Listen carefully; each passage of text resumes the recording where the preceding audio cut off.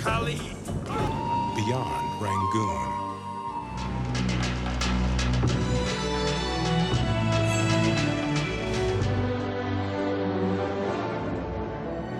Country. Excuse me, what's my job? I might become famous.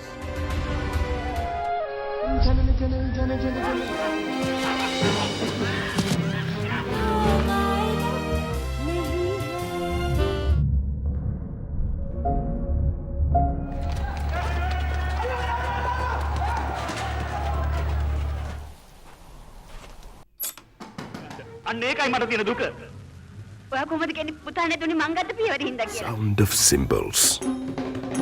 They're enjoined in the dance of life. කෝ බලමෝකෝ එතරම් පුසුවද දැන් නෙමෙයියෝ.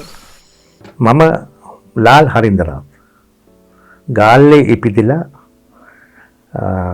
වසර අවුරුදු 40ක පමණ අත්දැකීම් තියෙන කලා ජීවිතේ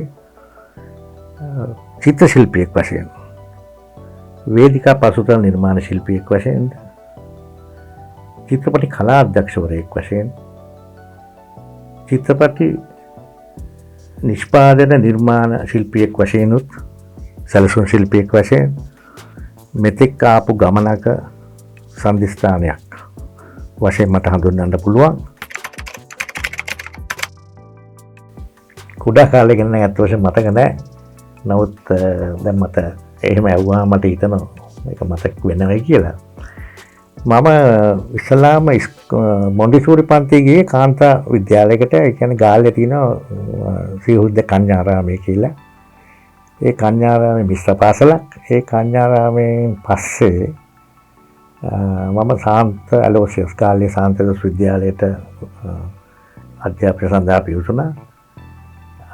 ගාල්ලේ සාන්ත ඇලෝසියස් විද්‍යාලයේදී කලා කටයුතු වල නිරත වෙන්න මට අවස්ථාවක් හම්බුණා.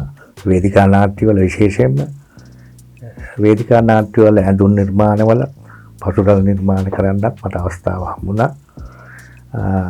ඒ දවස්වල අත් වශයෙන් මට දැන් මතක් වෙනවා සමස්ත ලංකා තරඟයකින් පාසල් නාට්‍ය තරඟයකින් අපේ නාට්‍ය දෙවෙනි ස්ථානයේ බවට පත් වුණා. එතකොට මම චිත්‍ර කලාව තමයි හඳුන්වන්නේ. ඇත්ත වශයෙන්ම මම චිත්‍ර කලාව හදාගන්න ඉස්සෙල්ලා විද්‍යා විෂයන් වලට තමයි මම යොමු වුණේ. නමුත් මම දන්නේ මගේ වෙලාව ඇටියට විදේශ රටකින් ආපු අපේ පාසල කතෝලික පාසලක්. කතෝලික පියතුමල්ලා තමයි අපිට ඉගැන්වුවේ. ඒ කතෝලික පියතුමෙක් ආවා විදේශ රටක ඉඳගෙන ඇවිල්ලා මගේ සුදුසුකම් බලලා ඇත්ත වශයෙන්ම එතුමා කිව්වා ඔයා විද්‍යාවට නෙමෙයි හොඳ, ඔයා හොඳ කලාවට කියලා. ඒතිරින් දැන් මම කලාව තමයි මම ඉගෙන ගත්තේ. මම කලාව ඉගෙනගෙන යනකොට මට මුලක අවස්ථාවේදී හම්බුණා මේ පාසලේ ගොඩාක් වැඩ කරන්න, කලාත්මක දේවල් වැඩ කරන්න. පාසලේදී උසස් අධ්‍යාපනය සඳහා යොමු වෙනකොට මට අවස්ථාවක් හම්බුණා ප්‍රවීණ චිත්‍ර ශිල්පියෙක් වෙන එස්.එස්.රත් හමු වෙන්න. එස්.එස්.රත්ගේ මඟ පෙන්වීම යටතේ සෞන්දර්ය විශ්වවිද්‍යාලයට ඇතුල් වුණා. සෞන්දර්ය විද්‍යාලයේ උසස් අධ්‍යාපනයක් හදාලා අවුරුදු 4ක උපාධි පාඨමාලාවක්. එතෙන්දී මට උපාධිය ලැබුණා චිත්‍ර කලාව සහ මූර්ති කලාව වෙන විෂයන් තුලේදී. අන්නේ ආකාරයට තමයි මගේ කලා ජීවිතයේ අධ්‍යාපනික පැත්තෙන් ආරම්භය වුණේ. ශේෂ්ත්‍රයට ආවේ කොහොමද? මම හිතන්නේ ශේෂ්ත්‍රයට ආවේ ආපු සිදුවීමක් උඩ. මම මේ විශ්වවිද්‍යාලය ඉගෙන ගන්න කාලෙදී මගේ හිත මිත්‍රෙක් තමයි එස්.එස්.රත්. ඔහු ප්‍රවීණ චිත්‍ර ශිල්පියා සහ කලා අධ්‍යක්ෂකවරයෙක්. ඔහු චිත්‍රපටයක් කරන්න පටන් ගත්තා චූඩමාණික් කියලා විජේධර්මශ්‍රීගේ. ඒ චිත්‍රපටයේ සහාය කලා අධ්‍යක්ෂකවරයෙක්ගේ අවශ්‍යතාවයක් උඩ ඔහු මට යොමු කරා චූඩමාණික් චිත්‍රපටයේ සහාය කලා අධ්‍යක්ෂක වශයෙන් වැඩ කරන්න. එතෙන්දී මම ඉතාමත් කැපවීමෙන් වැඩ කරලා මම හිතන්නේ ඒ අවස්ථාවේදී මට ලොකු භාග්‍යයක් වුණා. විජේධර්මශ්‍රී නැමැති අධ්‍යක්ෂකවරයා ඔහු කිසියම් විදියට මාත් එක්ක සමීප වුණා. සමීප වෙලා ඔහුගේ ඊළඟ චිත්‍රපටිය සඳහා මට ආරාධනා කරා. ඔහුගේ ඊළඟ චිත්‍රපටිය න සිටු කුමරුව චිත්‍රපටිය. ඒ සඳහා කලා අධ්‍යක්ෂ වශයෙන් වැඩ කරන්න. නමුත් මට ඇත්ත වශයෙන්ම ඒ තරම් පුහුණුවක් තිබුණේ නැහැ කලා අධ්‍යක්ෂණය පිළිබඳ. නමුත් මම ඒ සම්බන්ධව හදාරලා ඒ චිත්‍රපටියේ පළවෙනි වතාවට කලා අධ්‍යක්ෂක වශයෙන් මම වැඩ කරන්න පටන් ගත්තා. ඒ වැඩ කරන අතරතුරේදී මට චිත්‍රපටි එන්න පටන් ගත්තා දිගරාරාට. ඒ කාලේ චිත්‍රපටි නිෂ්පාදනය මම මේ කියන්නේ 70 දශකයේ අග භාගයේ සහ 80 දශකයේ මුල භාගයේදී ওই චිත්‍රපටි වල වැඩ කරන අවස්ථාවේදී දඩුමුරට කීරිකාවඩි වැනි චිත්‍රපටි වල මම වැඩ කරමින් ඉන්න අතරතුරේදී මට මහඟු අවස්ථාවක් හම්බුණා. ජාත්‍යන්තර කීර්තිපත් ස්ටීවන් ස්පිල්බර්ග්ගේ Indiana Jones and the Temple Doom චිත්‍රපටි කලා දේපාර්තමේන්තුවේ වැඩ කරන්න. මට ඒක ලොකු අස්වැසිල්ලක් වුණා මගේ සිනමා ජීවිතේට. ඒ චිත්‍රපටියත් එක්කම මම චිත්‍රපටි 65ක් විතර වැඩ කළා තියෙනවා. අද වෙනකොට ඔය ලංකාවේ ඉහළ පෙළේ අධ්‍යක්ෂවරු විජය ධර්මශ්‍රී, ධර්මසේන පතිරාජ, වසන්ත ඔබේසේකර, එච්.ටී. ප්‍රේමරත්න, විමුක්ති ජයසුන්දර, සෝමරත්න දිසානායක වැනි චිත්‍රපටි අධ්‍යක්ෂවරුන්ගේ චිත්‍රපටි. ඒ අතරතුරේදී මම රූපානි සංස්ථාව 1984 රූපානි සංස්ථාවට පසුතල නිර්මාණයක් කියලා තනතුරු සඳහා මම ඇප්ලිකේෂන් එකක් දැම්මා. ඇප්ලිකේෂන් එක දැම්මාම මම තමයි වැඩියෙන් ලකුණු හම්බුනේ මට. ඒගොල්ලෝ තෝරගත්ත මාව 1984 මම එහි පසුතල නිර්මාණයක රජයේ පළවෙනි පත්වීම පසුතල නිර්මාණයක තනතුර මම එහිදී ටෙලිවිෂන් ප්‍රොඩක්ෂන්ස් බර ගානක් වැඩ කරන්න අවස්ථාවක් හම්බුණා. විශේෂයෙන් මේ කාලේ නන්දන වින්දන වගේ වැඩසටහන් බොහොම ජනප්‍රියයි. ඔහොම රූපවාහිනිය වැඩ කරන අතරතුරේදී මම වැඩ කරපු චිත්‍රපටයක් තමයි ඩොරින්ගේ සයින්ය. ඒ චිත්‍රපටියට ජනාධිපති සම්මාන සඳහා මට ආරාධනාවක් ලැබුණා. මට ලැබුණා ජනාධිපති සම්මානය. ඒ සම්මානයත් එක්ක රූපානි සංස්ථාවේ නිෂ්පාදනය කරන අපේ යාළුවෙකුට මට ආරාධනාවක් හම්බුණා රූපානියෙන්. ඒ ටෙලි නාට්‍යයෙන් පස්සේ සිහින නිම්නය, තාරාදේවි සහ යශෝරාවේ 2 වැනි ටෙලි නාට්‍යවල කලා අධ්‍යක්ෂක වශයෙන් වැඩ කරන්න. රූපානියේ ඔය වගේ ටෙලි නාට්‍යවල වැඩ කරන අතරතුරේදී මට තවත් බාහිරව ටෙලි නාට්‍යවල වැඩ කරන්න අවස්ථාව හම්බුණා. සෝමරත්න දිසානායකගේ සූද කැකුළු, ඊළඟට භාග්‍යා විජය ධර්මශ්‍රී භාග්‍යා කියලා ටෙලිවිෂන් ටෙලිරාමයක ඒව අතරතුරේදී එහෙම තමයි මම ඇත්තටම ටෙලිවිෂන් එක ජයග්‍රහණය කරගෙන සිනමාවට ප්‍රවිෂ්ඨ වුණේ. ප්‍රොඩක්ෂන් ඩිසයිනර් කෙනෙක් කියන්නේ අපිට ඉස්සල්ලාම හම්බ වෙනවා තිර නාටකයක් හම්බ වෙනවා. පිටපතක් හම්බ වෙනවා. ඒ පිටපතේ වැදගත්ම දේ තමයි චිත්‍රපටියේ චරිත. මේ චරිතවල තියෙන දේශපාලනික, සමාජීය, ආර්ථික විශ්ලේෂණයක් තුළ චරිත විග්‍රහණය කිරීමකින් පසු කිසියම් මූඩ් එකක් අපි හදාගන්නවා. කිසියම් භාවාත්මක හැඟීම් ටිකක් ඇති කරගන්නවා මේ චරිතවල. මේ චරිතවල හැඟීම ඇති කරාට පස්සේ අපි ඒ චරිතවලට සපෝට් එකක් වශයෙන් ඒ චරිතවල ප්‍රකාශනයන්ට පසුතල අලංකාරණය තුළ, පසුතල රංගභාණ්ඩ, ඇඳුම් පැළඳුම්, වේශ නිරූපණ යනාදී දේවල් අපි සියලුම දේවල් ඒ සංකල්පීය වශයෙන් අපි යොමු කරන මේ අධ්‍යක්ෂවරයාට කලාත්මක විදිහේ රූපනාමු සැකසීමේදී කිසියම් ප්‍රේක්ෂකයන්ට හැඟීමක් ඇති කරනවා මේක සත්‍යභාවයක් කියලා. මේක ඇත්ත. දැන් ඕක රඟපාන්නේ ඇත්ත වශයෙන්ම නළු නිළියෝනේ. ජනප්‍රිය නළු නිළියෝ සහ ආධුනික නළු නිළියෝ. නමුත් ඔවුන්ගේ චරිතය ඇත්ත වශයෙන්ම මේ කතා වස්තුවට ගැළපෙන විදියට ප්‍රේක්ෂකයා වැළඳ ගන්න පුළුවන් විදියට මේ චරිත අපි ගේන්න ඕනේ. එහෙම නැත්නම් ප්‍රේක්ෂකයා විශ්වාස කරන්නේ නැහැ. ප්‍රේක්ෂකයා විශ්වාස කරන්න ඇත්ත වශයෙන්ම ඔහුගේ චරිතය, ඇගේ චරිතය ඒ විදියට අපි නිර්මාණය කළ හින්දා තමයි ප්‍රේක්ෂකයා කැමති වෙන්නේ. ඒකට විශ්වාස කරනවා. ඒ අනුව වර්ණ සංයෝජනයක් තියෙනවා කිසියම් මූඩ් එකක් හදන්න. ඒ මූඩ් එක තුල මුළු චිත්‍රපටයේම අපි කියමු සෑම රූප රාමුවක් චිත්‍රයක් කියලා ගත්තොත් ඒ චිත්‍රයේ එකගතාවයකට පත් වෙන්න ඕනේ සෑම රූපයක් ගානේ. ඒතකොට එතෙන්දී ඇත්ත වශයෙන්ම ප්‍රේක්ෂකයා විශ්වාස කරනවා මේ චරිත සත්‍ය චරිතයයි කියලා. සහ අපි චිත්‍රපටයේ තියෙන අපි දන්නවා චිත්‍ර කලාවේ තියෙන විශේෂ දෙයක් තමයි රේඛා හැඩතල වර්ණ සහ වර්ණ සංයෝජනය ඒව ටික ඇතුළත් කරලා මේ රූප රාමු වල වෙල් කොම්පෝස් කරන එක සම්පීඩනයක් කරන පුද්ගලයා තමයි ඇත්ත වශයෙන්ම නිෂ්පාද නිර්මාණ සැලසුම්කරු. ප්‍රොඩක්ෂන් ඩිසයිනරයි කලා අධ්‍යක්ෂය අතර සම්බන්ධතාවය ඇත්ත වශයෙන්ම ඒක ඇත්ත වශයෙන්ම ප්‍රොඩක්ෂන් ඩිසයිනර් කියන්නේ පොසිෂන් එකක් පමණයි. ඒ කියන්නේ දැන් අපි 70 දශකයේ 80 දශකයේ 90 දශකයේ වෙනකන් ඇත්ත වශයෙන්ම අපි පාවිච්චි කරේ කලා අධ්‍යක්ෂ කියන තනතුර.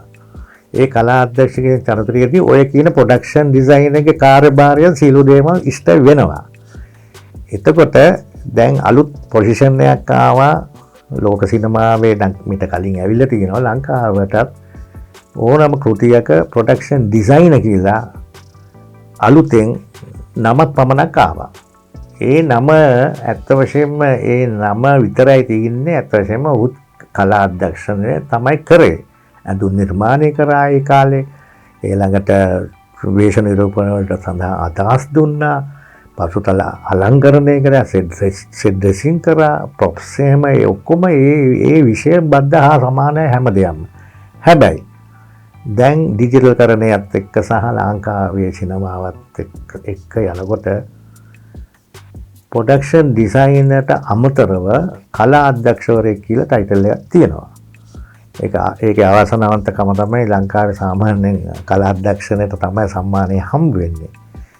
ප්‍රොඩක්ෂන් ඩිසයිනර් කියලා එහෙම සම්මානයක් තාම වර්ගීකරණය කරන්නේ නැහැ. නමුත් ඉදිරියට අපි මේ සාකච්ඡා කරා එහෙම සම්මානයක් ලබා දිය යුතුයි කියලා.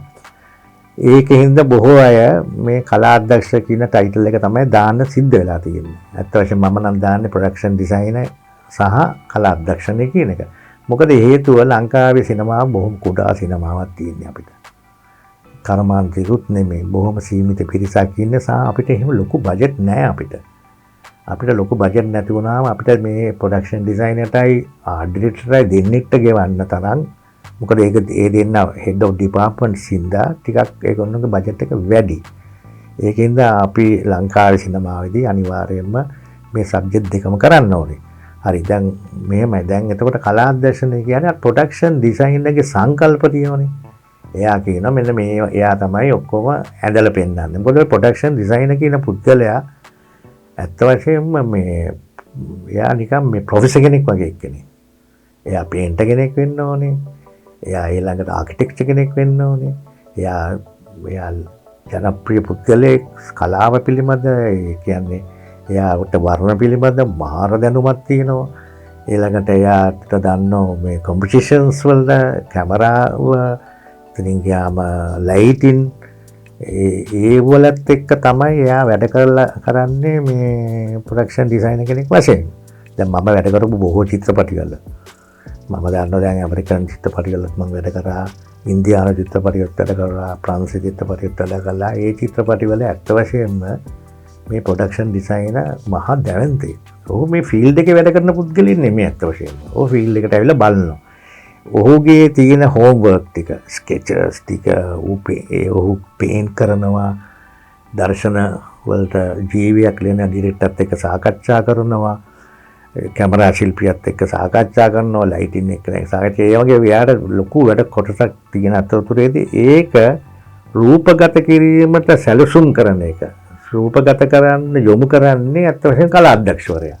ඉතින් කලා අධ්‍යක්ෂකගේ පාර්ට් එක තමයි ශ්‍රමය විභජනය කරලා ඒ අවශ්‍ය මේ කැටගරිස් වලට අපි කියමු පසුතලයක් හදන්න තියෙනවා. ඒ පසුතලේ ඩ්‍රාෆ්ට්මන් කෙනෙක් දාලා පසුතලයේ තනිකර ජ්‍යාමිතික රූප සටහන් ඇති කළා සහ ඒ වල වර්ණ පිළිබඳ අදහසක් අරගෙන සහ මේ සැලසුම් කරලා කොහොමද මේ කාලය මැනගන්නේ, බජට් එක මැනගන්නේ, බජට් එක කීයක් මේක ඉවර කරන්න ඕනද, දර්ශනය ආසා තියෙන අඛණ්ඩතාවය රැක ගන්න, ඒ වගේ ගොඩාක් මේ වැඩ කරන කෙනෙක් තමයි කලා අධ්‍යක්ෂක.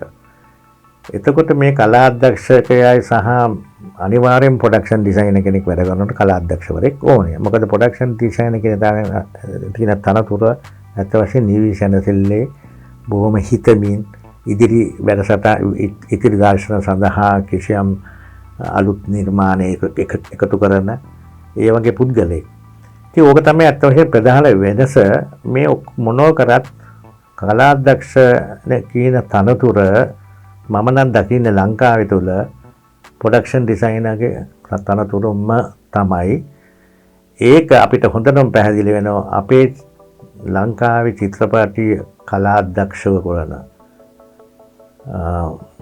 හේම්පාල් ධර්මසේන, එරල් කෙලි, ආර්යවංශ වීරක්කොඩි, ජේ වින්සන් වැනි කලාකරුවෝ තමයි චිත්‍රපටිවල කලා අධ්‍යක්ෂණය කරේ. ඔකට තවත් හොඳම උදාහරණයක් තමයි ජේ වින්සන් මහත්තයා වැඩ කරන කාලේ. ඇත්ත වශයෙන්ම ඒ කාලේ අපිට ඒ කාලේ ඔහුට ටයිටල් එක තිබුණේ චිත්‍ර අධ්‍යක්ෂක කියලා. ඒකම තමයි කලා අධ්‍යක්ෂක වෙන්නේ. දැන් කලා අධ්‍යක්ෂක ඒකම තමයි ප්‍රොඩක්ෂන් ඩිසයිනර් කියලා අපි මේ පොසිෂන් එකක් හදාගෙන තියෙනවා. ලෝකෙ හැදිලා තියෙනවා. ඒකින්ද මම කියන්නේ මේ ඔක්කොම එකම ප්ලැට්ෆෝම් එකක වෙන දේවල්. පළවෙනි දේ තමයි කලා රසය, කලා කාමිත්වය සහ චිත්‍රකරණය ඒ වගේ දැනුමක් තියෙන ගෘහ නිර්මාණ ශිල්පිය දැනුමක් තියෙන පුද්ගලයෙක්ට ඇත්ත වශයෙන්ම ඒ තරම් අපහසු වෙන්නේ නැහැ ප්‍රොඩක්ෂන් ඩිසයිනර් කෙනෙක්. නිෂ්පාදන නිර්මාණ සැලසුම්කරු. අන්න ඒක තමයි විශේෂත්වයක් වෙන්නේ. නිර්මාණ සැලසුම්කරු කියන එක. හරි. චිත්‍රපටි ඩිජිටල් කරණයේදී ඇත්ත වශයෙන්ම නිෂ්පාදන නිර්මාණ සැලසුම් ශිල්පියාට සහ කලා අධ්‍යක්ෂකයාට ඇත්ත වශයෙන්ම කිව්වොත් ගොඩාක් පහසු වුණා. පහසු දැන් කියන්නේ දැන් නිෂ්පාදන අංශෙට වුණත් ඇත්ත වශයෙන්ම මේ සංස්කරණය ඉතාම පහසු වුණා. දැන් වර්ණ සංයෝජනය ඉතාම පහසු වුණා. ඒ විතරක් නෙවෙයි ඉතාම වැදගත්ම දේ තමයි තාක්ෂණික VFX කියන තාක්ෂණය ඇවිල්ලා ඒ තාක්ෂණයෙන් ඕනම රූපරාමුවට කරන්න බැරි දෙයක් නැතුව ගියා. දැන් ඊට වඩා මම හිතන්නේ ඉදිරියට ඒ තාක්ෂණය ආවහම තවත් ගොඩාක් ඕක සංකීර්ණ වෙනවා. අපිට සමහර විට නළු නිළියම් භාවිත කරන්න නැති සයිස් එකකටත් එන්න පුළුවන්. ඒ වගේ මේ ලෝකේ විද්‍යාව දියුණු වෙනවත් එක්කම ඩිජිටල් කරණයේදී හැම අතින්ම මේ බොහොම සංකෝචනය වෙලා ක්‍රියාදාමය සැහැල්ලු වෙලා ලයිට්ස් පවා ඉස්සර ලයිට් එක උස්ස ගන්න දෙන්නේ 3 දෙනෙක් ඕනේ. දැන් එහෙමනේ බොහොම එක්කෙනෙක්ට පුළුවන් උස්ස ගන්න බොහොම සැහැල්ලුයි. අනිත් එක දලසේයාපටි පාවිච්චි නොකරීම හැබැයි දලසේයාපටි තාමත් ප්‍රවීණ අධ්‍යක්ෂවරු පාවිච්චි කරන්න කැමතියි. දලසේයාපටි පාවිච්චි කිරීම තුළින් ප්‍රොසෙසින් ටයිම් එකක් තියෙනවා. ඉන්දියාවට යන්න ඕනේ. ඉන්දියාවේ ගිහිල්ලා ඒව ප්‍රොසෙස් කරන්න ඕනේ. ඒව ග්‍රේඩ් කරන්න ඕනේ. ඒ වගේ සබ්ටයිටල්ස් වලට බොම්බේ වල යන්න ඕනේ. ඒ වගේ ගොඩාක් මේ අපේ චිත්‍රපටි කරේ ඒ ආකාරයට.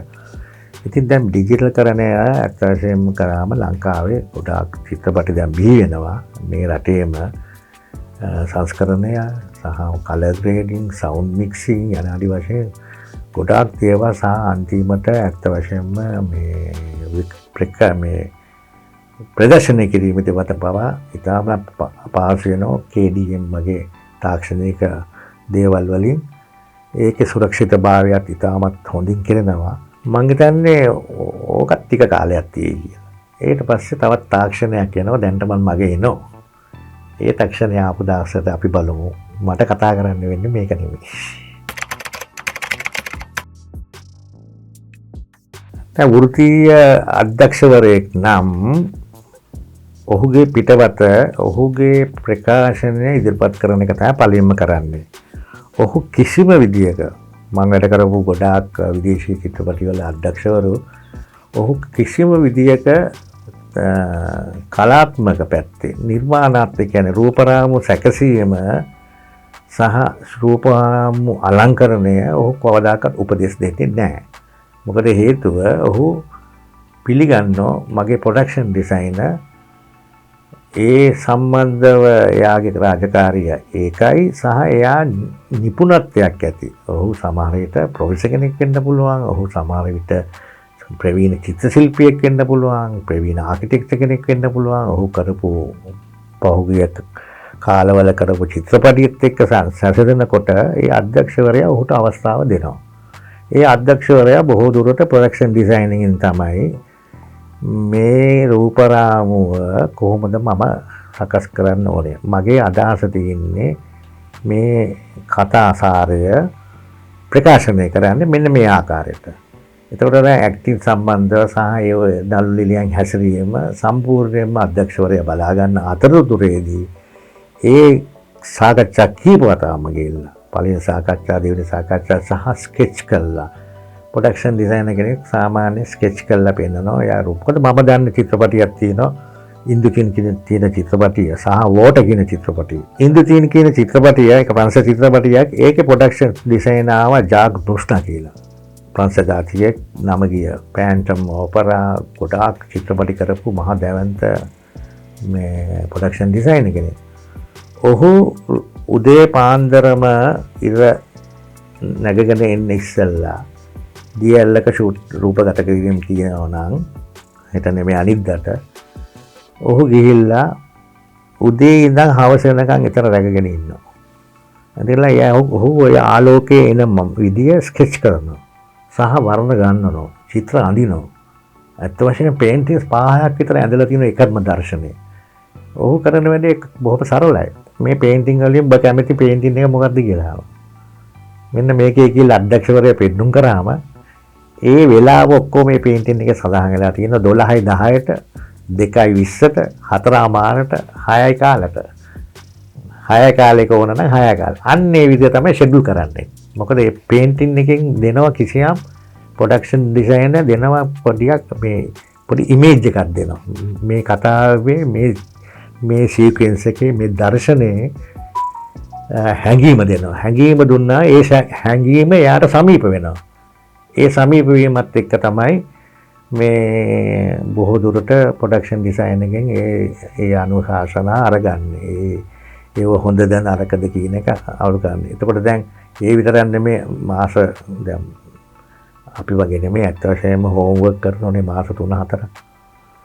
ඒ මාස 3-4ක් තුල සියලුම ස්කෙචස් නළු නිළියන්ගේ චරිතවල හැඩරුව වේශ නිරූපණය වර්ණ සංයෝජන ඒ සියලුම දේවල් ප්‍රොඩක්ෂන් ඩිසයිනර් කතා කරගන්නවා ඩිරෙක්ටර්ත් එක්ක. ඒ විතරක් නෙමෙයි DOPත් එක්කත් කතා කරනවා ඩිරෙක්ටර් ෆොටෝග්‍රාෆර්. එයා තමයි ඔක්කොම ලයිටින් සම්බන්ධව බාර වෙන්නේ. එයාට පෙන්නුම් කළා මේක බ්ලොක් කරනවා මෙන්න මේක තමයි කන්ෆර්ම් කියලා. එතනින් එහා අලුත් වෙනසක් වෙන්නේ නැහැ.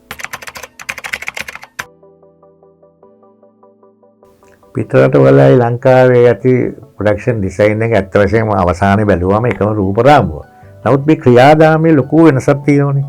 ඒ කියන්නේ දැන් විදේශී චිත්‍රපටි වල ඒකේ ක්‍රමවේදය ඒ වැඩ කරන පිරිස ඒ දෙපාර්තමේන්තු ඒවත් එක්ක මේ එක වැඩක් පමණයි කරන්නේ. එක දෙපාර්තමේන්තුව නම් ඒ අදාළ වැඩේ විතරයි කරන්නේ. අනිත් වැඩවල කරන්නේ නැහැ. ලංකාවේ එහෙම කරන්න බෑ. එතකොට මේ විදේශීය චිත්‍රපටයේ පළවෙනිම මම දැක්කේ මේ ආකල්ප පිළිබඳ වෙනසක් තියෙනවා. මොකද විදේශ චිත්‍රපටි වල අපිට බජට් තියෙනවා ඕන තරම්.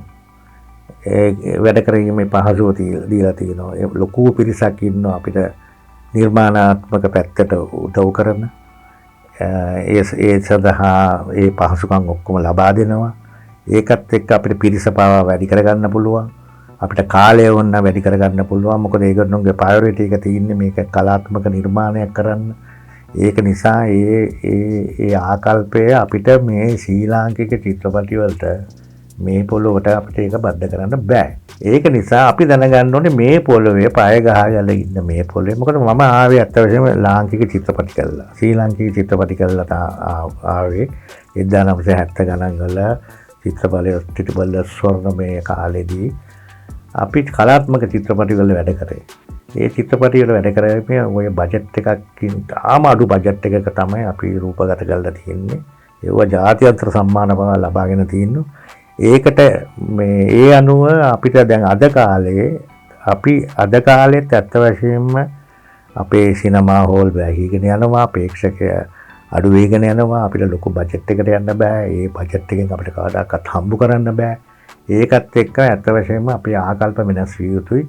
මේ පොළොවට හරියන්න කලා අධ්‍යක්ෂණයක් පසුතල නිෂ්පාදන නිර්මාණ සැලසුම් කරන්නේ අපි කරන්න වෙලා තියෙනවා.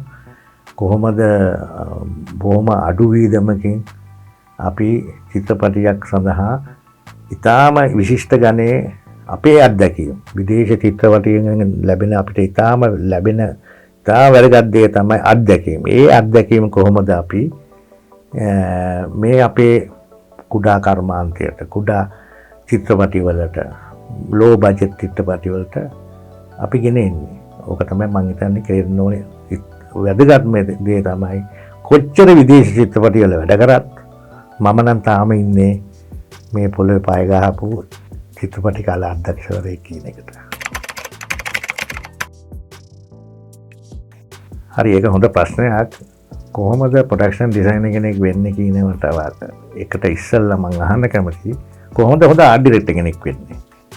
කොහොමද හොඳ ආර්ට් ඩිරෙක්ටර් කියන එකත් එක්ක හැදෙනවා ප්‍රොඩක්ෂන් ඩිසයින් කරන්න පුළුවන් නිර්මාණාත්මක ශක්තිය එයා ගාව තියෙනවයි කියලා. ඒකම කොටාත්ම බලපානවා. මට නම් බලපෑවේ ඇත්ත වශයෙන්ම සෞන්දර්ය විශ්වවිද්‍යාලයේ අවුරුදු 4 මාරක උපාධිය කරා චිත්‍රකර්මය ගැන, මූර්ති ශිල්පය ගැන. චිත්‍රකර්මයේදී අපිට ප්‍රවීණ චිත්‍ර ශිල්පීන් නයිචේ කරුණාරත්න, ස්ටැන්ලි අබේසිංහ වගේ ප්‍රවීණ චිත්‍ර ශිල්පීන් තමයි අපිට ඉගැන්වුවේ. ඒ ඉගන්වනකොට අපිට පෙන්වුවා වර්ණ සංයෝජනය, රේඛා, හැඩතල, සම්පීඩනය, කොම්පොසිෂන්ස් කියන එක. ඒකත් එක තමයි අපි මේ චිත්‍රකර්ම ඉගෙනගෙන ඇවිල්ලා ඊට පස්සේ අපිට ටෙලිවිෂන් එකේදී ඉගෙන ගන්න පුළුවන් වුණා. ටෙලිවිෂන් වර්ණ සංයෝජනය කොහොමද රූපවාහිනී සංස්ථාවේ මම අවුරුදු 9ක් වැඩ කළා. ඒ අත්දැකීම් ලබා ගත්තා. එහෙම කළා තමයි මම හිතන්නේ මම ප්‍රොඩක්ෂන් ඩිසයිනර් කෙනෙක් වශයෙන් මට ඇතුළත් වෙන්න පුළුවන් සුදුසුකමක් ලැබුණයි කියන මට නම් හිතන්න පුළුවන් ඉන්නේ. ඒ කෙසේ වෙතත් මම නම් හැමෝටම කියන්නේ ඕන කෙනෙක් ප්‍රොඩක්ෂන් ඩිසයිනර් කෙනෙක් වෙන්න ඕන නම් අත්ත වශයෙන්ම ඇකඩමික් ක්වොලිෆිකේෂන් එක ඉතාම අවශ්‍යයි. චිත්‍ර කර්මය සහ නිමවුම් සහ ගෘහ නිර්මාණය වැනි සබ්ජෙක්ට් එකක් ඉගෙන ගන්න පුළුවන් නම් ලේසියෙන්ම ඔහුට මම හිතන සංකල්ප බිහි වෙනවා. ඒ සංකල්ප තුන සහ ඊට වඩා වැදගත් දෙයක් තමයි ජීවිතය පිළිබඳ සංකල්පය. ජීවිතයේ අත්දැකීම්. තමන් පාසල යන කාලේ සහ විශ්වවිද්‍යාලවල ඉන්න කාලේ ඒ ලබාගත් අත්දැකීම් තමයි ওই චරිතවලට එන්නේ. ඔය රූපරාමු සැකසෙන්නේ ඒ අත්දැකීම් තුලින්. ඒක නිසා ප්‍රොඩක්ෂන් ඩිසයිනර් කෙනෙක් වෙන්න පුළුවන් ඕන කෙනෙක්ට. මම කියන්නේ නෑ චිත්‍ර ශිල්පියවම ප්‍රොඩක්ෂන් ඩිසයිනර්ලා වෙන්න ඕනේ නෑ කියලා අද කාලේ. හැබැයි තියෙනවා නම් වඩා හොඳයි. අද කාලේ මම දන්නවා ඉන්ටර්නෙට් එක හරහා ගොඩක් ප්‍රොඩක්ෂන් ඩිසයිනර්ලා බිහි වෙනවා. ඒගොල්ලෝ Google ගිහලා ඕනම ඉමේජ් එකක් කරලා AI තාක්ෂණය දාලා ඒවා නිර්මාණය කරන්න පුළුවන්කම තියෙනවා. හැබැයි මොන වුණත් චිත්‍රයක් අඳින්න පුළුවන් නම්, ඒ සංකල්පය පෙන්වන්න පුළුවන් නම්, ඒ චිත්‍රයක් මාර්ගයෙන් සංනිවේදනය කරන්න පුළුවන් නම් අධ්‍යක්ෂවරයාට හෝ නිෂ්පාදකවරයාට හෝ කැමරා ශිල්පියාට මම හිතන්නේ ඔහු ඉහළ තලයක ඉන්නවා කියලා. පළවෙනිම මම කියන්නේ මේක අහපු සිදුවීමක්. මගේ ජීවිතේ ඔක්කොම වෙලා තියෙන අහපු සිදුවීමක්. ඒක ටාගට් කරලා සිදුවිච්ච දේවල් නෑ. ඔය කාලෙදි තමයි මම රූපවාහිනී සංස්ථාවට යන්නේ ඉස්සෙල්ලා 1981 පමණ ලංකාවට එන ස්පීල්බර්ග්, ස්ටීවන් ස්පීල්බර්ග් ආවම ඔහු කරන ඉන්දියානා ජෝන්ස් ඇන්ඩ් ද ටෙම්පල් ඩූම් කියලා චිත්‍රපටිය. ඒ චිත්‍රපටි කලාංශය වැඩ කරන්න මට අවස්ථාවක් හම්බුණා. මම එතකොට ඒකේ මාසයක් විතර වැඩ කරා. ඒක තියෙනවා අපි දන්නවා ඉන්දියානා ජෝන්ස් එකේ දිග පාලමක් තියෙනවා. ඒ පාලම තනිකරම මහවැලි දැන් ওই මහවැලි වික්ටෝරියා ඩෑම් එක ගාව තමයි මේ පාලම හැදුවා. අඩි 380ක් විතර දිග පාලමක්. ඒ පාලම තනිකරම මේ හදපු පාලමක්. කේබල් දාලා ඒ කේබල්ට ලෑලිලා ලණු වලින් උතලා ඒකේ ඒගොල්ලන්ට අවශ්‍යලා තිබුණා වම් ඉවුර මැද පාලම සහ දකුණු ඉවුර. මේ ඉවුරු තුන වෙන වෙනම තැන්වල තුන හදන්න ඕනේ. මොකද ඒක අඩි දැන් ඇත්තම තැන ගත්තොත් අඩි 40-50ක් විතර උසයි. නමුත් මේගොල්ලන්ට ස්ටන්ට් වැඩ කරන්න ක්‍රියාදාමයන් කරන්න ඇත්ත වශයෙන්ම අඩි 15ක් 20ක් විතර උස කළු ගල් වලින් නිර්මාණය කළා තමයි මේ ඉවුරු දෙක හදන්නේ දෙපැත්තට. ඉතින් ওই ඉවුර හදන්න ඇත්ත වශයෙන්ම ඉවුර කළු ගල හදන්න තමයි මට අවස්ථාව හම්බුනේ. මේ මාත් එක්ක වැඩ කරා ජයවර්ධන කියලා මහත්තයෙක්. ඒ ජයවර්ධන මහත්තයා තමයි මාව යොමු කරේ ඉන්දියානා ජෝන්ස් චිත්‍රපටියේ පළවෙනි වැඩ කරන්න. ඔහොම ඉන්දියානා ජෝන්ස් කරකට පස්සේ Shadow of the Cobra, මැලේසියාවේ 50-50, මැලේසියාවේ ඉන්දුචීන්, මැලේසියාවේ Beyond Rangoon, ඊළඟට ඉන්දුනීසියාවේ, ඊළඟට කොහෙද මේ පිලිපීනේ මේ තවත් මට දැන් ඇත්තටම නම් මතක නැහැ. ඒ වගේ චිත්‍රපටි මම හිතන්නේ 12ක් විතර විදේශීය රටවල අපි රූපගත කරලා තිනවා. ඒකේ ආభాසයත් එක්ක ලංකාවට ආපු චිත්‍රපටි විදේශීය චිත්‍රපටි අධ්‍යක්ෂවරු පවා අපිවත් එක්ක වැඩ කරලා තියෙන නිසා කිසියම් නිපුණත්වයක් අපි ලබා ගත්ත විදේශීය චිත්‍රපටි වල වැඩ කිරීම තුලින්. ඒ අනුව දැන් මේ වකවානුවේදී දැන් බොම්බේ වෙල්වට් චිත්‍රපටි කරා ඉතා දැවන්ත චිත්‍රපටියක්. ඒ චිත්‍රපටියේ වැඩ කරපු හන්දා ඉන්දියාවේ කිසියම් චිත්‍රපටියක් එන හින්දා ලංකාවට එනවනම් අනිවාර්යයෙන්ම ඒගොල්ලෝ සොයලා බලන කවුද වැඩ කරේ බොම්බේ වෙල්වට් එකේ අහවලා කොහොමද අහවලාගේ qualifications කොහොමද ආවලාගේ වැඩ කරන ක්‍රමවේදය කොහොමද කියලා සොයා බලලා ඇත්ත වශයෙන්ම අපිට අවස්ථාවක් ලැබිලා තියෙනවා ඒ චිත්‍රපටි වල වැඩ කරන්න. එහෙම තමයි ඇත්ත වශයෙන්ම Taman හරියට වැඩක් කරොත් අවංකව වැඩක් කරොත් මම හිතන්නේ අවස්ථාව ඕන කෙනෙකුට ලබා ගන්න පුළුවන්. ඉතාලම ලේසියි. රසබර සිදුවීම් නම් ගොඩක් තියෙනවා.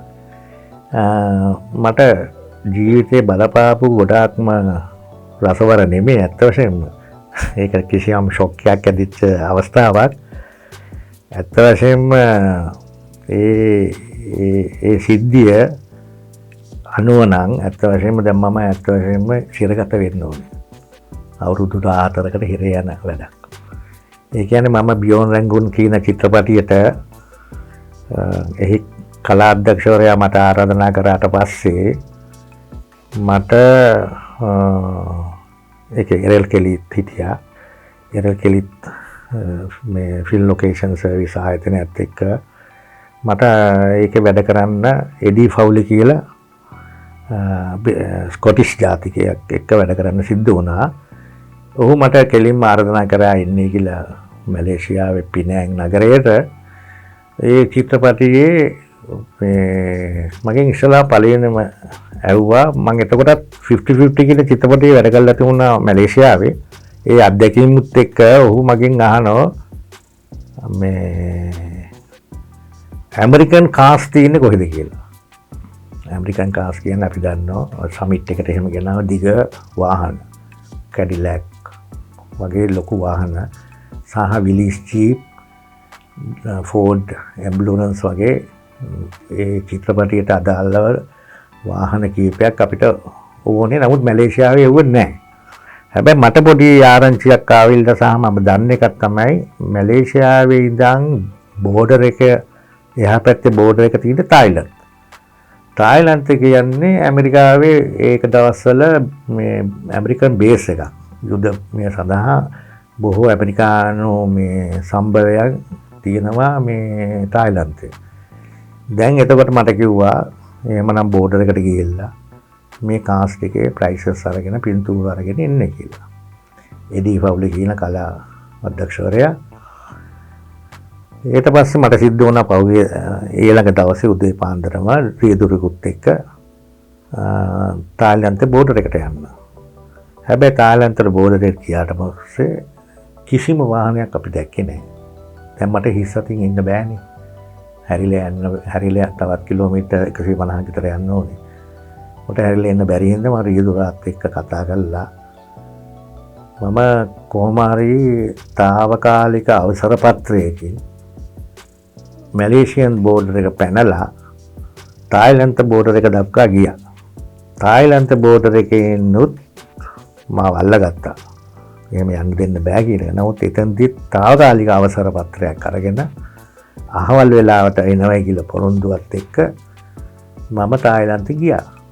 ගිහිල්ලා තායිලන්ත ගියාම ඇත්ත වශයෙන්ම මේ අවශ්‍ය කාර් ඔක්කොම තියෙනවා. හැමතැනම යනවා ලොකු බිග් කාර්ස්, විලිස් ජීප්ස්.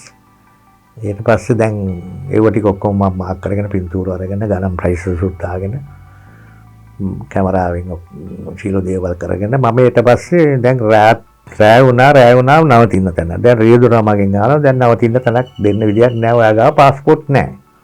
ඔයාලා තියෙන తాවකාලික අවසර පත්‍රයක් තියෙන්නේ මේ අවසර පත්‍රයෙන් හෝටල් වල බාරගන්නේ නැහැ. පස්සේ කොහොම හරි පොඩි තැනක් හොයාගත්තා. රියදුරාම හොයලා දුන්නා. රියදුරාට යන්න පුළුවන්. මොකද ඒ මැලේසියා කට්ටියට ඒ ටැක්සි සේවකේ එහාට මෙහාට බෝඩර් එකට යන්න පුළුවන්. පස්සේ කොහොම හරි පහුවෙන් මේ එදා නැවත අරගෙන තව මට මේ අර විදේශීය කලා අධ්‍යක්ෂකවරයා මට කිව්වා අඩි 60ක් අඩි 90ක් දිග බෝට්ටු වනේ කියලා. අර ඒ කියන්නේ ඔය තායිලන්තේ තියෙන දිග බෝට්ටු. ඒ බෝට්ටුත් මේ චිත්‍රපටියට අවශ්‍ය වෙනවා තියෙනවා. මේ මැලේසියාවේ බෝට්ටු නැහැ. ඒකද අපිට දැන් බෝට්ටුත් ගෙන්නන්න සිද්ධ වෙනවා. ඊට පස්සේ අපි මමයි රියදුරයි කිලෝමීටර් 150ක් විතර දුර ගිහිල්ලා ගංගාක් ආශ්‍රිතව කිසිම කෙනෙක් අඳුරන්නේ නැහැ, දන්නේත් නැහැ, මොකක් කරන්නේ නැහැ. කොහොම හරි මේ පින්තූරු ටික අරගෙන ගණන් ප්‍රයිස් උත් අරගෙන මං ආවා. මම තායිලන්තේ බෝඩර් එකෙන් පිට වෙනකොට ඒකේ ඉන්න නිලධාරියා කස්ටම් එකේ කවුරු හරි ලොකු නිලධාරියෙක් ඔබ 3 වෙනකොට මෙතනින් ඉන්න ඕනේ. පහුවෙන්ද 3ට ආවේ නැත්නම් අපි සිද්ධ වෙනවා ඔබට ඇක්ෂන් එකක් ගන්න. දැන් කොහොම හරි අන්තිමට 2:00 ඉඳන් අපි දැන් එනවා. එතෙන්දී මට මතක් වුණා මේ මං ගත්ත පින්තූරු DSL කැමරාවකින් ගත්තේ. ඒ පින්තූරු තියෙනවද නැද්ද කියලා පොඩ්ඩක් චෙක් කරන්න ඕනේ කියලා. ඒ චෙක් කරන්න 1 hour සර්විස් එකක් දාලා තමයි චෙක් කරගන්න ඕනේ. වෙලාව 2:00යි. තව බෝඩර් එකට යන්න කොහොමත් විනාඩි 40ක් විතර යනවා. පස්සේ කොහොම හරි අරකට චෙක් කරන්න ඕනවට ටක් ගාලා එකත් කොහොම හරි උට මේ ප්‍රින්ටර්ස්ලට කියලා ඒකත් ප්‍රොසෙස් කරලා හරි සියලුම රූප තියෙනවා, සියලුම පින්තූරු ටික තියෙනවා. කෙලින්ම බෝඩර් එකට යන්න ඕනාම බෝඩර් එකේදී අල්ලගත්තා. අල්ලනවා. මොකද අපි යනකොට 3:10 3:15 වගේ වෙලා. හොඳ වෙලාවට අර නිලධාරියා හිටියා. ඒ නිලධාරියා තමයි කිව්වේ මම 3න් පස්සේ නෑ යා ඔෆ් වෙනවා. ඔබට ප්‍රශ්නයක් එනවා කියලා අනිවාර්යයෙන්. මගේ වෙලාවට ඒ නිලධාරියා හිටියා. අපි කොහොම හරි ආවා එළියට මැලේසියා බෝඩර් එකත් පහු කරා. ඊළඟට මැලේසියාවේ නගරයට ආවහම ආමේකෙන් ඇල්ලුවා. ආමේකෙන් ඇල්ලුවට පස්සේ මේ කොහෙද ගියේ කින්නමන්ද කිව්වා. අපි කිව්වා මැලේසියාවේ බෝඩර් එකට ගියා, තායිලන්තේ බෝඩර් එකට ගියා. නමුත් අපි තායිලන්තෙට ගියේ නෑ. එහෙනම් අපිට මේ තාවකාලික අවසර පත්‍රයක් තමයි අපිට හම්බුනේ. එකෙන් ගියා කියලා ඒ අපි විස්තර ටික කියලා පස්සේ අපි ඇව්වා. එතන પાස්පෝර්ට් එක කිල්ලෝ පාස්පෝර්ට් එක දුන්නා. මොකද මැලේසියාවේ ඉන්න પાස්පෝර්ට් එක අපිට තියෙනවනේ වීසා. අන්තිමට බලන් ගියාම දැන් ඊට පස්සේ මම කතා කරා අපේ ඔෆිස් එකට නිෂ්පාදන කාර්යාලයට කතා කරලා කිව්වා මම මෙහෙම ගියා අර ආයෙත් තමුසේ පිස්සුනේ. තමුසේ අල්ලගත්තා නම් අවුරුදු 14කට හිරේ යනෝනේ. වීසා නැතුව එහෙම රටවල් යන්න සිතක් තියනවද ඔය නැත් කියලා මට හොඳටම බැනුම් ටිකක් අහලා අන්තිමට මම ගිහිල්ලා පින්තූරු ටික පෙන්නුවාම ඒ සියලුම පින්තූරු ටික හරි ඒ වාහන ටික අපි ගෙන්න ගත්තා මේ මැලේසියාවට. ඉතින් එදා ඇත්ත වශයෙන්ම මේ අවසර පත්‍රයක් දුන්නේ නැහැ කියවනේ. ඒ අවසර පත්‍රය ඇත්ත වශයෙන්ම නීති අනුකූල අවසර පත්‍රයක් නෙමෙයි. ඒකට මුදලුත් ගෙවුවා අපි. ඉතින් ඒක හම්බුණා. ඒක අපිට ඒක ඔප්පු වුණා නම් ඒක නීති අනුකූල නැහැ කියලා ඔප්පු වුණා නම් අද වෙනකොට මං ඉන්නේ හිරේ. තව එකක් මට තියෙනවා කියන්න. ඒකත් මං හිතන්නේ ටිකක් රසබර කතාවක්. ආරාධනා චිත්‍රපටය මතකයිනේ. ආරාධනා චිත්‍රපටයේ තියෙන ජීවිතේ තනි මන්සල ගීතය කියනකොට අමරදේව මහත්තයාගේ රවීන්ද්‍ර රන්දිනිය සොයාගෙන යනවා මේ තමන්ගේ බිරිඳ අවුරුදු ගණනාවට පස්සේ ඒ අතකොට එදා පොය දවසක්. පොය දවසක් කියලා තමයි අපි රූපරාම සැකසුවේ. පොය දවසක් නෙමෙයි. නමුත් අපි කූඩු වසක් කූඩු සාමාන්‍යයෙන් 500ක් විතර ලෝරි එක දාගෙන ওই පාරේ ගමන් කරනකොට කැමරා ශිල්පියා සුමිත් අමරසිංහ ඔහු ඉතින් කියනවා මේ හරිය හොඳයි අන්න අර ගෙදර කූරු ටිකක් එල්ලන්නේ කියලා කිව්වා. අපි දුවල ගිහලා කූරු ටිකක් එල්ලනවා. එල්ලනකොට දවසක් ගහකට නැගලා එල්ලනකොට ඒ ගහේ තනිකර හිටියේ දිමියෝ. මගේ ඇසිස්ටන්ට්නේ දෙන්නම දිමියෝ වට කරගෙන කාලා ඒත් අපි අල්ලගෙන ඉන්නෝ පෙර කූරු ටික රූපරාමයේ කට් කියනකම්. දැන් අතනින් කොහොම හරි කට් කියන්නෙත් නෑ. අපි ඔය අල්ලගෙන ඉන්න ෂූටින් කරලත් ඉවරයි. ඉතින් ඒ වගේ මේ විහිල්සාගත අවස්ථාත් අපිට සිද්ධ වෙලා තියෙනවා. ඔය ඉස්ලාම ඇත්තටම කලාධ්‍යක්ෂවරයෙක් වශයෙන් තමයි පටන් ගත්තේ. ඒ චිත්‍රපටි වලින් මට සම්මාන මට නම් ඇත්ත වශයෙන්ම මතක නැහැ. චිත්‍රපටි 60 ගාණක් විතර තියෙනවා. මේ මට මේ විශේෂත්වයක් වූ චිත්‍රපටි වශයෙන් මම කිව්වොත් දොරින්ගේ සායනය විශේෂ චිත්‍රපටියක් මට ඒක සම්මානයක් හම්බුණා. ඊළඟට විජයධර්මසිංහගේ ආරාධනා චිත්‍රපටිය, සූර්යකාන්ත චිත්‍රපටිය, වසන්ත බේසේකරගේ සල්ලුවරම, අසිනිවරුසා ඒ වගේ මේ චිත්‍රපටි ඊළඟට ටීපීඑම් රත්නගේ මන්දාකිණි ඔස්ට්‍රේලියා රූපගත කරපු ඊළඟට කිනීරියාමල් සෝමරත් දිසානාගේ සිරිරජසිරි ඊළඟට විමුක්ති ජයසුන්දරගේ ආසින් වැටේ ඊළඟට විමුක්ති ජයසුන්ගේ සුළඟ කිනියරා ඊළඟට ඒ වගේ ප්‍රසිද්ධ චිත්‍රපටි මට අවස්ථා ගොඩක් හම්බුණා මේ සුළඟ කිනියරන් එකට ජපානය යන්නත් සම්මානයක් ලබා ගන්න මට නෙමෙයි විමුක්ති ලබා ගත්ත ගෞරවනීය සම්මානය ලබා ගන්නත් මට අවස්ථාව හම්බුණා ජපානයට යන්න. තවත් රටවල් ගණනාවකට මට යන්න හම්බුණා මේ චිත්‍රපටයෙන්ද. ඇගේ වශයෙන් ඇත්තට මගේ ඉස්සලාම මට හම්බුනේ මම පළවෙනි වතාවට චිත්‍රයක් ඇඳලා කලා මණ්ඩලයේ තිබිච්ච ප්‍රදර්ශනයේදී මට දෙවෙනි ස්ථානය හම්බුණා. ඊළඟට 1981 නිවාස අධිකාරිය මගේ පවත්වපු කෙටි චිත්‍රපටි වලදී මා විසින් ඉදිරිපත් කරපු කෙටි චිත්‍රපටියක් දෙවෙනි ස්ථානය මට හම්බුණා. ඊළඟට අත් වශයෙන්ම වලාපටල චිත්‍රපටයේ හොඳම කලාධ්‍යක්ෂ ජනාධිපති සම්මාන හම්බුණා. ඩොරින්ගේ සානේනේ හොඳම කලාධ්‍යක්ෂ ජනාධිපති සම්මානය හම්බුණා. මේ ළඟදී සංකාරා කියලා චිත්‍රපටියට හොඳම කලාධ්‍යක්ෂණය හම්බුණා.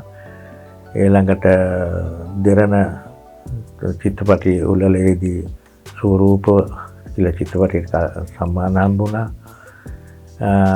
එහෙම මට සියලුම සම්මාන හම්බෙලා තියෙනවා.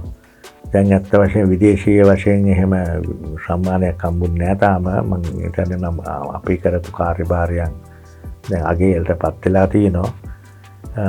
අර ඉන්දුකීන් කියන චිත්‍රපටියේ ඉතාලිය හොඳම චිත්‍රපටි උළෙලකින් සම්මානයක් හම්බෙලා තියෙනවා. ඒ කලා අධ්‍යක්ෂණය කරපු ජාක් ප්‍රුෂ්නා මට ඒවල තියෙන මෑතදී ලියුමක් කියවලා තියෙනවා.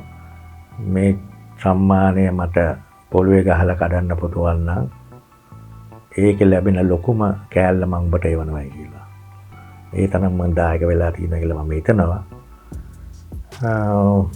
බලමු ඉදිරියට.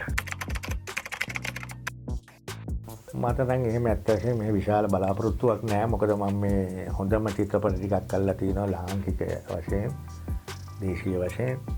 දෙමළ චිත්‍රපට කරලා තියෙනවා. සිංහල චිත්‍රපට ගොඩාක් කරලා තියෙනවා. ඊළඟට මම විදේශී චිත්‍රපට ගොඩාක් කරලා තියෙනවා.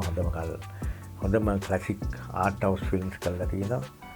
ඊට පස්සේ මම රියැලිටි ෂෝස් වල ගොඩක් වැඩ කරලා තියෙනවා. ඊට පස්සේ වෙලෙන් දැන්වීම් 200-300ක් අතර මම වැඩ කරලා තියෙනවා ලංකාවේ ප්‍රවීණ අධ්‍යක්ෂවරුත් එක්ක. ඊළඟට ටෙලි නාට්‍ය වශයෙන් කීපයක් වැඩ කරලා තියෙනවා. ඇත්ත වශයෙන්ම දැන් මට ඕනේ මගේ අත්දැකීම් ටික මේ ඉදිරි අනාගතයේ යන පරපුරට මගේ අත්දැකීම් ටික බෙදා හදා ගන්න. ඒ සඳහා මම විශ්වවිද්‍යාලය වල පාඨමාලා සහ අනිකුත් පෞද්ගලික ආයතන වල පාඨමාලා වල දායක වෙනවා. ඒ අතුතුරේදී අනාගතයේ අවසාන භාගයේ චිත්‍ර ශිල්පියෙක් වශයෙන් ඉදිරියට යන්න තමයි මගේ බලාපොරොත්තුව.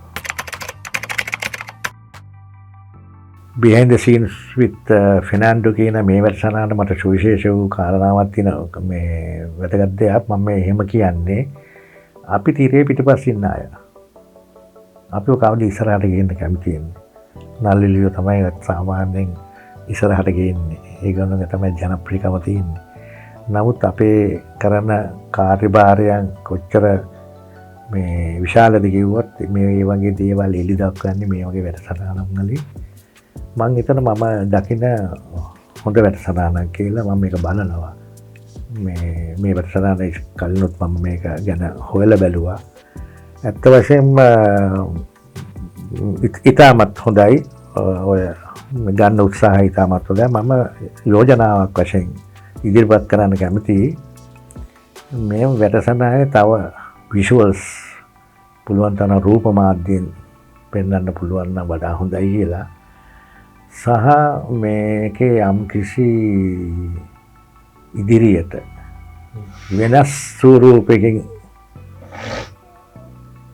ඉදිරිපත් කරන්න ක්‍රමවේදයක් තියෙනවා නම් මම දන්නවා ඒක අමාරු වැඩක්. ඒකට කාලය ඕනේ සහ ඒකට කැපවීම සහ මුදල් අරගෙන ගොඩාක් මේනවා. මම හිතන්නේ මේක ඉතාම හොඳ වැඩසටහනක් බවට පත් වේවි. මේ වෙනස අපි ආසයි ඉදිරියට බලන්න. බොහොම ස්තුතියි. ස්තුතියි කියන්නේ මම හදපතලෙන් කියන්න තියෙන්නේ ගයන්ට. ගයන්ගේ මේ කැපවීම තුළින් තමයි අපිට වශයෙන් අපි එළියට එන්නේ. නැත්තම් ගයන් මේ වගේ දෙයක් කරේ නැත්තම් මම හිතනවා මේ කලා අධ්‍යක්ෂ පසුතල නිෂ්පාදන නිර්මාණ සැලසුම් කරන හැංගිලා ඉන්න වෙන්නේ. ඒකින්ද මම ගයන්ට ප්‍රාර්ථනා කරනවා තව තවත් දියුණු වෙලා සංගවිච්ච කලාකරු තිරේ පිටිපස්සේ ඉන්න නියම සැබෑ කාර්මිකයෝ සැබෑ නිර්මාණකරුවෝ එළියට දක්වන්න වාසනාව ලැබේවා කියලා ප්‍රාර්ථනා කරනවා. ස්තුතියි.